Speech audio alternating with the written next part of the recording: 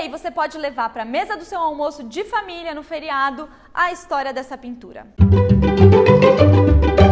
Olá, meus amores, essa semana é o 7 de setembro, mais conhecido como Dia da Independência do Brasil. E é muito provável que quando você estudou a independência na escola, você tenha se deparado com esta pintura, Independência ou Morte, ou O Grito do Ipiranga, do pintor Pedro Américo. E a história dessa pintura é a seguinte: o Pedro Américo foi um pintor brasileiro, nascido na Paraíba em 1843 em uma família de músicos. E ele é bastante precoce porque aos 10 anos ele já sai em expedições de pintura e aos 13 ele entra para a Academia Imperial de Belas Artes no Rio de Janeiro. Ele era muito prodígio e ganha uma bolsa para estudar em Paris do próprio Dom Pedro II. Depois ele vai para a Argélia, depois para a Bélgica, se forma lá em Ciências Naturais e fica morando entre Rio de Janeiro e Florença. Com a proclamação da República, ele é eleito deputado da Assembleia Nacional Constituinte. Em 1900 ele retorna para Florença e em 1905 ele morre lá mesmo. O Pedro Américo era um pintor acadêmico reconhecido e ele se oferece para pintar um quadro em homenagem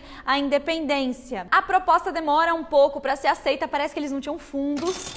E aí, em 1886, ele assina um contrato lá oficial dizendo que ia pintar um quadro histórico comemorativo da proclamação da independência pelo príncipe regente Dom Pedro nos campos do Ipiranga com Y. Ele tinha que fazer isso em até 3 anos, mas ele termina em 88, então ele termina um ano antes. Ele pinta essa tela inteira durante uma estadia em Florença e a primeira vez que ela é vista em público é lá também. A pintura dele tem técnica acadêmica realista, mas é também teatral, criando um cenário que exaltasse esse sentimento patriota e de um líder guerreiro. A pintura é uma propaganda do Dom Pedro I, certo? O imperador é retratado como herói nacional em um momento em que a monarquia estava em baixa por conta dos ideais republicanos. Pedro Américo pinta Dom Pedro I no topo da colina, quase no centro da tela, com uma retaguarda de 10 homens vestidos como civis e jogando o chapéu para cima. Ele está vestido todo de nobre, montado no seu cavalo marrom e empunhando a espada no grito Independência ou Morte, que reverberou por todo o império. Dom Pedro olha na direção dos soldados da guarda real, todos em seus cavalos, usando fardas, capacetes e empunhando suas espadas também. No canto esquerdo do quadro, um homem que conduz um carro de boi olha para a cena com espanto.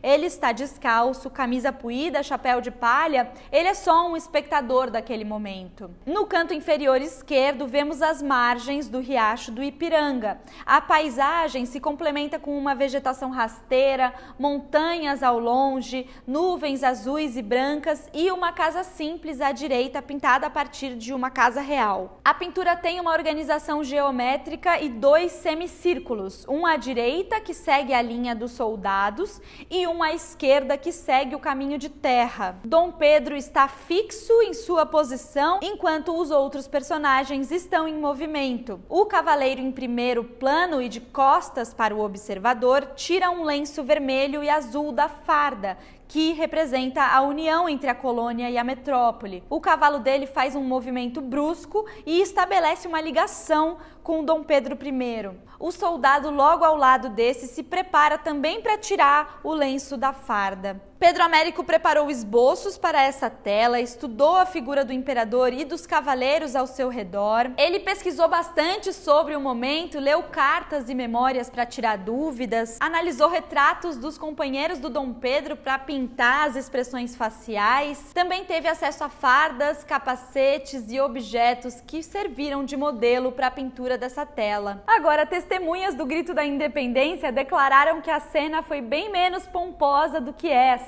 Parece que o Dom Pedro estava em um tipo de mula de carga, que era melhor para subir os morros, e que ele estava com problemas intestinais por conta de uma intoxicação alimentar, uma coisa lá que ele tinha comido. É possível que para essa pintura o Pedro Américo tenha se inspirado na Batalha de Friedland e Napoleão III, na Batalha de Solferino, do pintor francês Meissonier, e na proclamação da independência do pintor François-René Moreau. Outros artistas criaram pinturas alternativas à cena da independência independência do Pedro Américo, que foi o caso da sessão do Conselho de Estado de Georgina de Albuquerque. No quadro, a Maria Leopoldina é protagonista da Declaração da Independência e aparece deliberando sobre essa orientação para que o Dom Pedro encerrasse a colonização do Brasil por Portugal. Não há dúvidas de que esse quadro influencia a identidade nacional brasileira e a construção visual do nosso passado e, bom, é uma cena bastante romantizada, é uma pintura acadêmica. A história não é neutra, o contexto do pesquisador influencia a maneira como ele define e interpreta um fato histórico. A gente inclusive falou sobre isso nesse vídeo aqui. Ao mesmo tempo, a história é um lugar de reflexão,